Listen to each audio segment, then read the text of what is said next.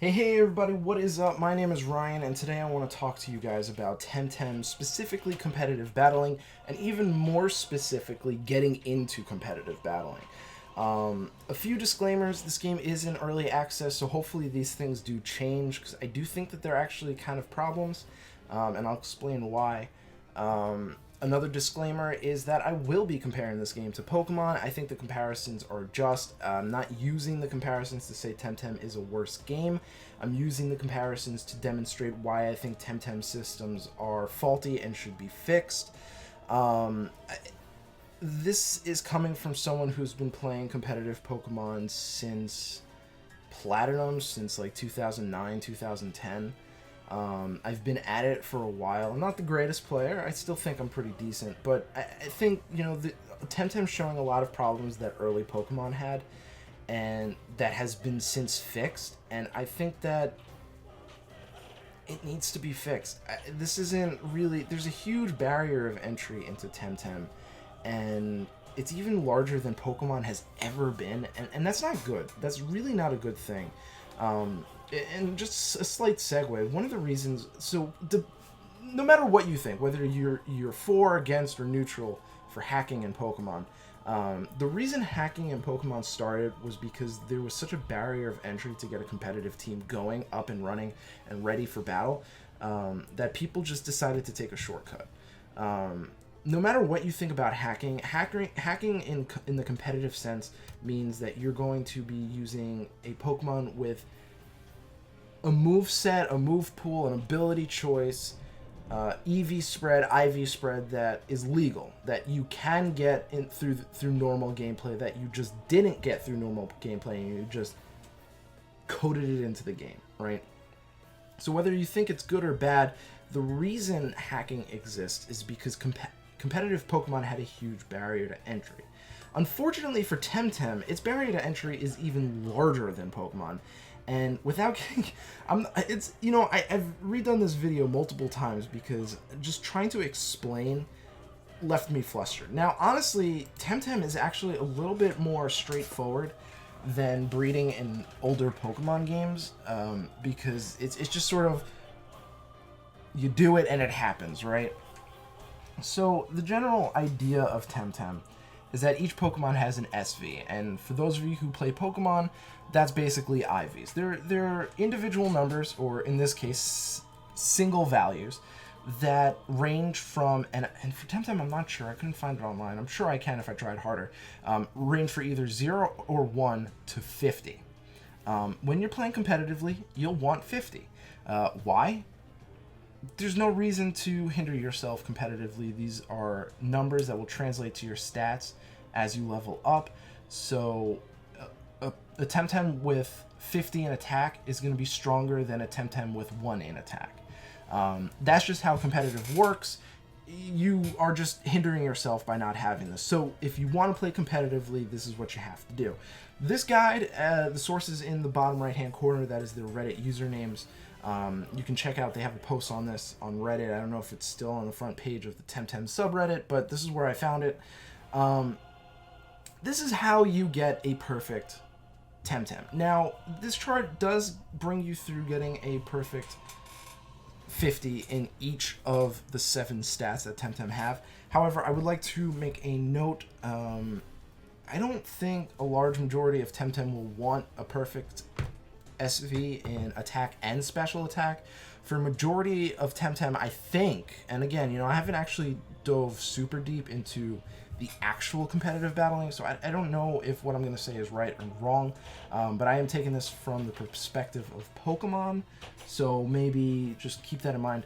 I don't think most Temtem are going to be attacking with both versions of attack. They'll either be choosing attack or special attack.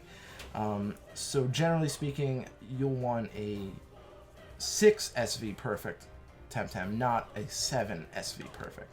But this guy does show you how.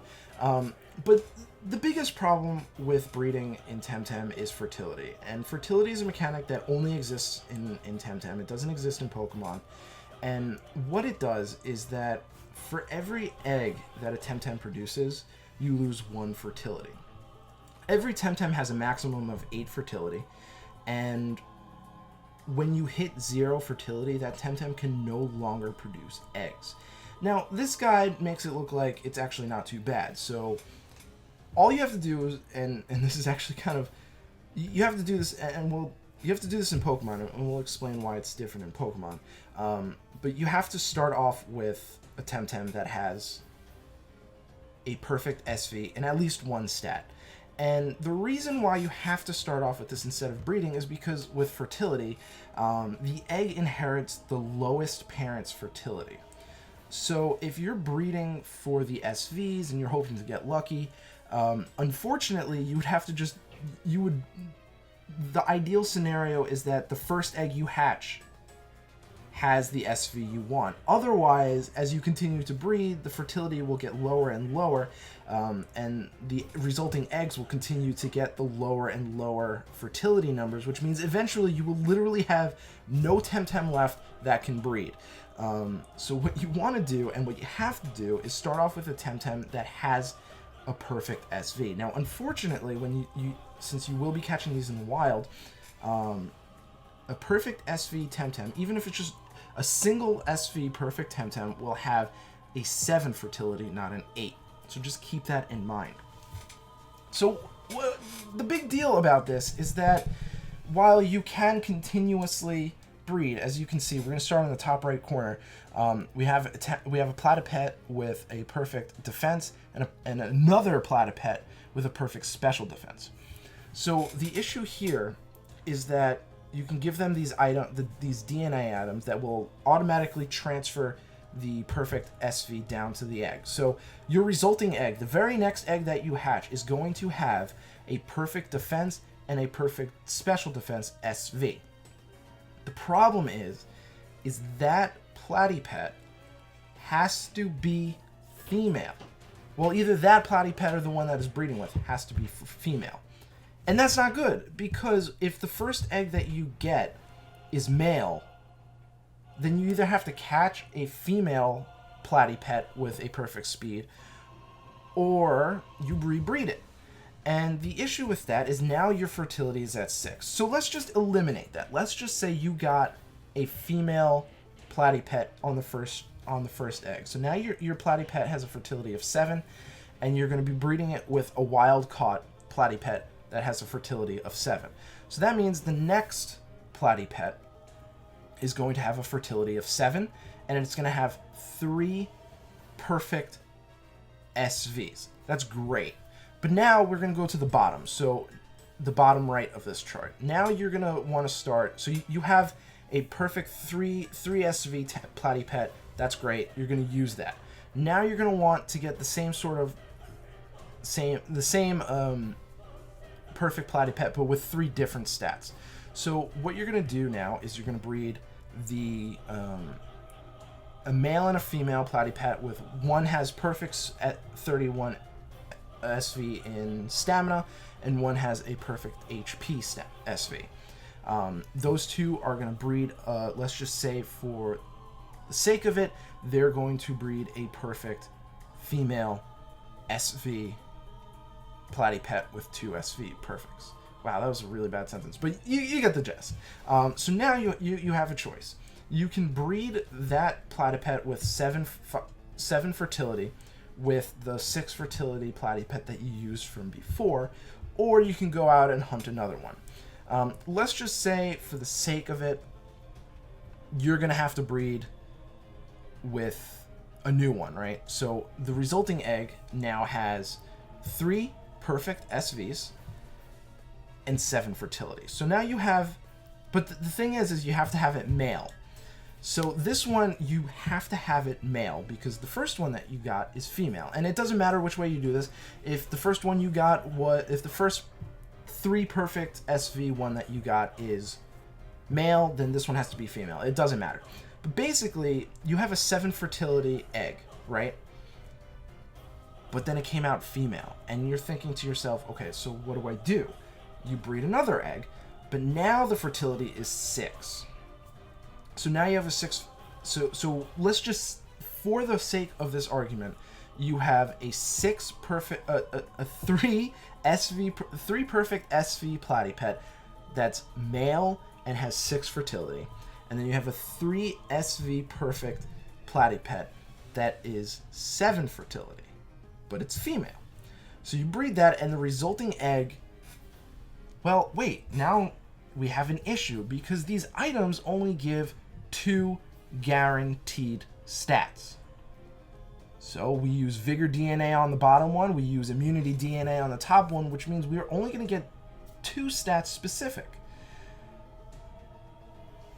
But we only have 6 fertility on one of the Temtem, which means that we only have 6 tries to get it perfect. But it's even worse than that because you need at least 1 try because there's a whole other side of this chart. You have to get the attack SVs. You have to get the stamina SVs. Well, actually, I guess the only other side of this is that you have to get the attack SVs. But you basically have to get a male or female with a perfect attack SV. It's one of those things that I kind of struggle to explain. It's pretty simple if you just look at the chart. But the issue is the degradation. And as you continue to breed, you literally cannot get more than 2 guaranteed SVs on a single egg, because that's just how it works. So unfortunately, you have to just continuously rebreed and hope you get lucky. And the problem with that is that if you hit 0 fertility, you have to restart. Maybe it's only 1 step that you have to restart, but you have to restart. And no matter how many times you get 0 fertility, you have to continuously restart. And that's not good because, unfortunately, and I'm just going to do this real quick, unfortunately, and this is taken straight from their Kickstarter page, eggs are generated in 40 real-time minutes. If they're both of the same evolutionary line, so if you're both using Platypet or any of its evolutions, you have to wait 25 minutes. When that's up, it takes about 5 to 25 minutes for an egg to hatch. That's not good. That is really, really, really not good. And this is where the Pokemon comparisons come into play. So for Pokemon, you still need the starter Pokemon to breed with. I mean, you technically don't. With Pokemon, you can just continuously rebreed because there's no fertility. So even if you don't start off with any perfect IV Pokemon, you can just keep breeding until you get one. And then there's an item called the Destiny Knot, which is similar to the DNAs, but instead of taking a specific IV, it takes 5 IVs from randomly grabbed from both parents. And that's significantly better because you can pass down more than 2 guaranteed. And so with Pokemon, since there's no fertility, if you get unlucky, you can just keep going and going and going until you get it. But the thing with Pokemon is that eggs take really quick to get and hatch. A set of 5 eggs will take maybe about 5 minutes to get all 5 of them, and then maybe 10 minutes to hatch all 5 of them. With Temtem, it's going to be a lot longer than that because you don't want your Temtem to continuously be dropping eggs. Once the first egg is dropped, you want to remove their ability to breed. You want to take them out of the daycare because you don't want them to lose fertility, because if they lose fertility, that means you're going to have to start over again. So you're hatching Temtem eggs one at a time, hoping that the egg hatches in the way that you want it to. And this is a massive, massive oversight because, unfortunately, this means that it's going to take hours upon hours upon hours just to get a single Temtem out of a team of 6. I think it's 6. I'm pretty sure it's 6. Whereas in Pokemon, by the first hour, you can usually have your full team ready. Granted, there is a little prep work for that. You wanna grind out at least a 5 IV Ditto. But that grinding out sort of, once you have that 5 IV Ditto, it literally doesn't matter for the rest of eternity. you can use that Ditto forever. So it's initially takes a while, but then after you set up that foundation, you're good to go forever. With Temtem though, it's really there's a lot going, and unfortunately, I think fertility needs to be removed. Now, actually, you know what? Let me backtrack that statement. I don't think fertility needs to be removed. I think SVs need to be removed. Now, I know that there's an argument, like, from, I guess, like, a lore perspective or a player perspective, that, like, SVs are what makes each Temtem unique. But in a competitive sense, it doesn't really do anything. In Pokemon, there were reasons. So, for example, you would want a 0-speed IV if you're running a technique called Trick Room. You want a 0 in attack if you don't use attack, because there's like confusion and stuff. Sometimes there used to be hidden power where you could have, a 30 IV and it would change the typing of attack. There are reasons in Pokemon for IVs. I personally think IVs just shouldn't exist. But in Temtem, as far as I'm aware, there's no reason for SVs to exist. They don't actually contribute anything. And you know what? I'm going to take a quick commercial break. And there's no commercial. It's just going to be a cut to look this up. But I'm going to see what SVs do in Temtem. So I looked up at the Wikipedia, or the wiki section for this, and as far as I can tell, SVs don't influence anything. All they do is just influence your stats. So looking at this from my perspective, SVs have literally no purpose in this game other than making your Temtem feel unique for the story.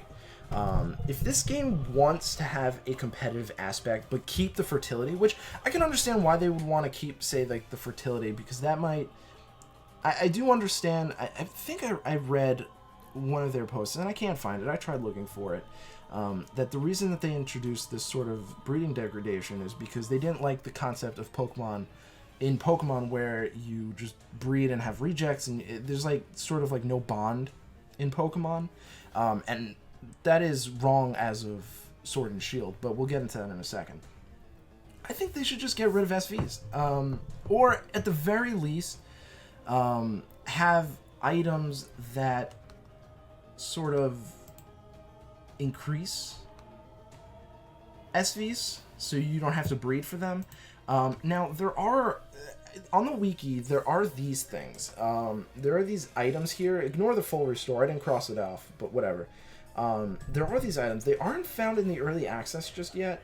So I'm not entirely sure if these are just like holdovers from something. But you have a fertility enhancer that increases fertility. And you have these things called hacks, which allow you to add 1 SV.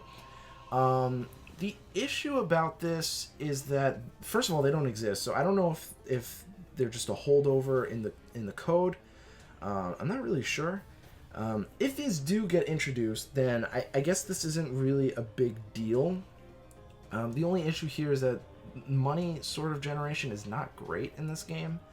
There are ways to generate money, but looking at the pricing on this, it's going to take a really long time just to get, like, if you end up getting like a Temtem with like a 10 SV, it's going to take a lot of money just to get that to 50, and then from there you're going to have to deal with the fact that you have 6 other stats. Now, there are things like breeding gear, like I said, but the problem with these breeding gear, so in Pokemon, you have the Destiny Knot, which transfers 5 IVs, and if you want, there are power items that transfer a very specific IV, but generally speaking, the Destiny Knot is a more efficient way to do it. In Temtem, these items are one-time use, so not only does your Temtem fertility degrade, but your resources degrade with every egg that you hatch, and that's really, really unfortunate because this is a massive grind. Now, I'm someone who doesn't mind the grind. My favorite game series of all time is Monster Hunter, and that is literally grind the game. The game is literally, the entire premise of the game is you hunt monsters, skin them, and then use their parts for weapons to get more weapons. and you just do it over and over and over and over and over again. But the thing is that it's a great gameplay loop. Every single thing is that you're going up against monsters, fighting them, and getting better. Temtem, there's this breeding in general in these collecting games doesn't add anything to there's no gameplay knowledge that adds to your competitive battling. There's nothing that it really increases. All it is just a pure grind, and it's fine. I like breeding. The reason I don't hack Pokemon is because I enjoy breeding, and it's actually pretty simple and straightforward in Sword and Shield. I enjoy it, so I do it. But this is just kind of a ridiculous grind. But the nice thing about Temtem, so like compared to Pokemon, breeding in Temtem is just awful. It's an awful grind, and I think that they should either get rid of SV or work with the fertility a little bit better, because the fertility is really the killer in breeding, and the SVs are kind of pointless to breed for because they don't do anything. There's no purpose for them to exist.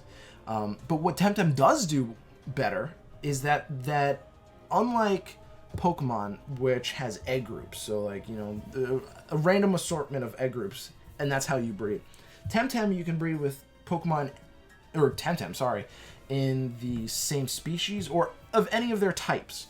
As you can see, this is a screenshot. So that's actually a really good quality of life change that I wish Pokemon would adopt, because egg groups are kind of weird. Some of them don't make sense. Some of them aren't like logical. If it was just typing, it would change the game quite a lot. But yeah, I do think, and this was kind of like a wild back and forth sort of thing. I think fertility and SVs are a really bad mechanic. I think IVs in Pokemon is a bad mechanic nowadays. It doesn't really do anything. You know, there is the whole thing about, you know, oh, you know, my Temtem are unique because they have different SVs. And that's actually perfectly fine. I'm okay with that. You know, I'm okay with that concept. But when you want to have a solid competitive game, you're not going to have Temtem that are unique. You're going to have Temtem that are good for the battle. And if you don't like that, that's just unfortunate. You know, you don't have to adhere to that, but you're going to be at a disadvantage. And that's just how it goes. So I think a few solutions, and I'm going to offer a few solutions here. Maybe you agree with me, maybe you don't agree with me. These are the few solutions that I think. The first solution is to get rid of the fertility mechanic. If you want to keep the breeding in, get rid of the fertility mechanic, or introduce a way to increase the fertility. I don't know how you could do that in a way that feels right to the game. Because, like, you know, if this was Pokemon and Pokemon introduced a fertility mechanic, I'd say increase the fertility with the various mini games that you can do with playing with your Pokemon, right? But those don't exist, and I'm not going to suggest like adding an entire new framework for something. So I think the item that allows you to increase the fertility is a good way to go about it.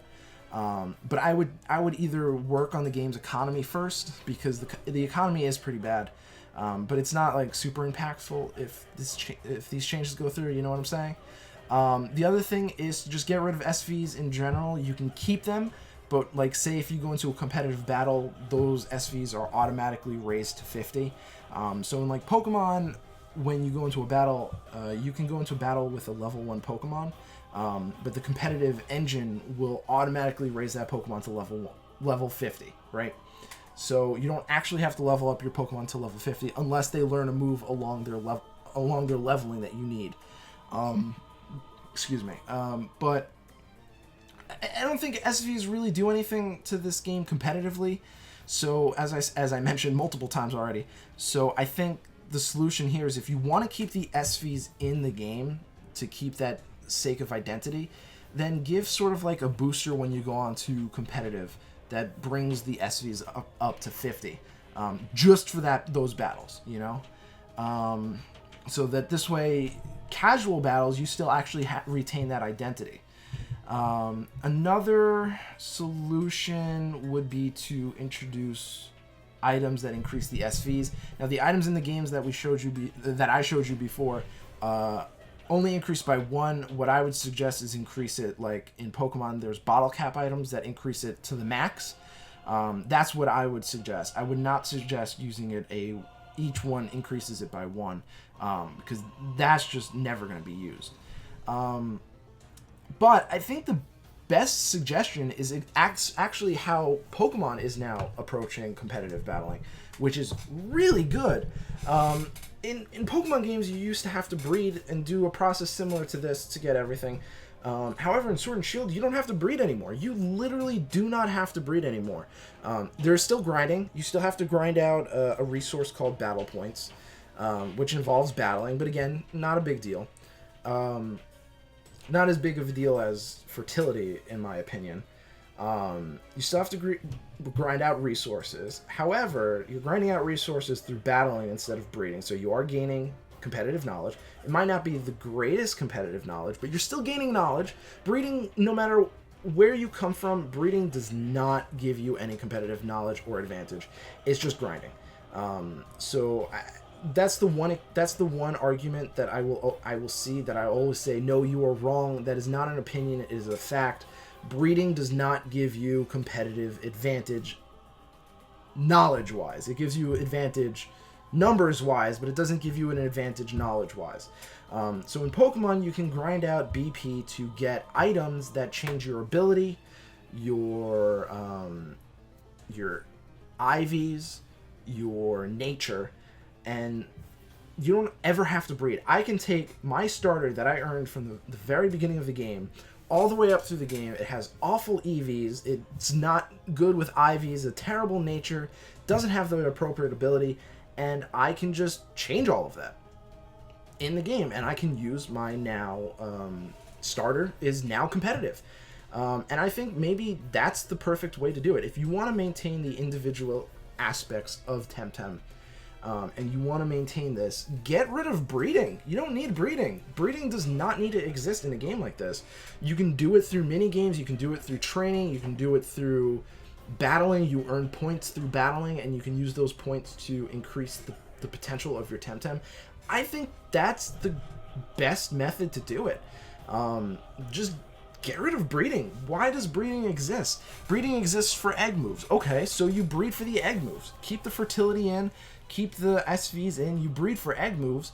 Now you have a Temtem with the egg moves, and then you go through the mini games and you get the increased stats. I think that's the proper way to do it, and I think that's the solution here.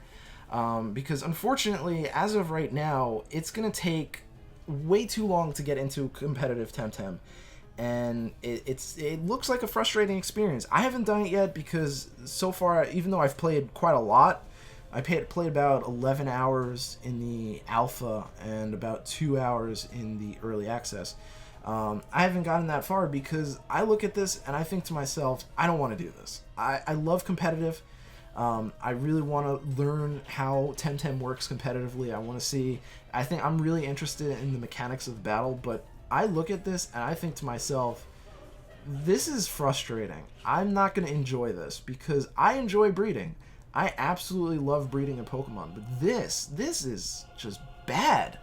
And I hate using that word, just saying, oh, it's just bad. But I look at this and I think to myself, this is a lot of work with a lot of making sure you're not making a mistake, with RNG on top of it, that if you get unlucky, you have to restart most of the process. And that's just not good. I don't like that. I don't think that's good. And I've offered some suggestions. I'm not going to timestamp this video at all because it's just a wild hodgepodge of thoughts. I don't even know how I can condense my thoughts better. I could write a script, I guess, but I'm not going to. I'm probably going to post this on the subreddit. I hope it's received in a way that I'm putting it out. I'm not saying Temtem's a bad game. I enjoy Temtem. I think it has huge potential. I just think that the barrier to entry for breeding the barrier to entry for competitive battling is too high, and it needs to be fixed. There are ways to fix it while still retaining like the principle of the game, which is like love thy friend. You know, Temtems are your friend; they're not tools of war. I back that. I love the idea, but the concept is executed poorly. Pokemon has executed it poorly for a very long time. Recently, they fixed it by just introducing the fact that, hell, you don't even need to breed anymore. I mean, you do still need to breed on certain things, like if... Actually, no, you don't. You just find a hidden ability Pokemon and you use the new stuff. You still have to train your Pokemon to level 100, which I do think is a little bit bad. Maybe they should change that as well. And I think Temtem should adopt that. And that's sort of what I said. Comparisons are necessary. Pokemon has 20 years of experience, and I think Temtem decided to just not look at Pokemon, go back to like the 1980s before Pokemon existed and say, hey, we've got this breeding concept, and then never improve it. I know it's weird. I know it's an opinion, but I think it's an opinion people will agree with. Temtem is not only a regression to Pokemon's breeding mechanics, it's like a complete before Pokemon existed. This is like super old school. But yeah, I've rambled on for about 30 minutes. I'm not even going to edit down this video. I think Temtem needs to expand upon this idea, and thankfully the game's in early access, which means that it can change. And I don't know how to get this in front of a Crema developer. I don't know how to convince people that it should change. Because I think if this game wants to succeed in a competitive limelight, it's going to have to change. Pokemon struggles enough with its barrier to entry, and as of right now, it doesn't really have a huge barrier to entry. Temtem's going to struggle competitively if this stays in, and that's not really an opinion. I think that's actually a pretty stated fact that this game will not thrive competitively speaking.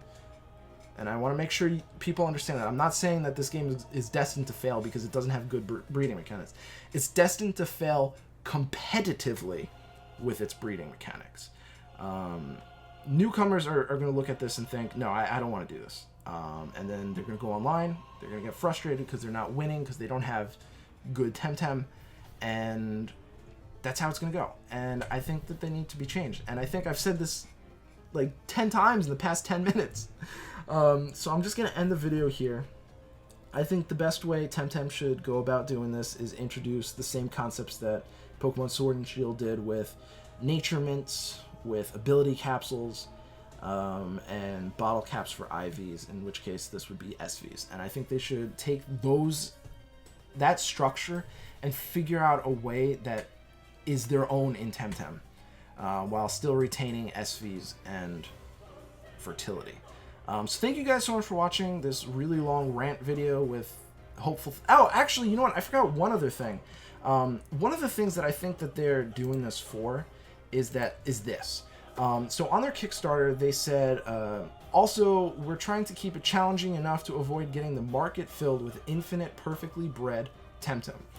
And this is actually a problem. This is a big problem because I believe that the game is going to be introducing an auction house where you can like put up a Temtem for auction, and people will give you in-game currency to get that Temtem.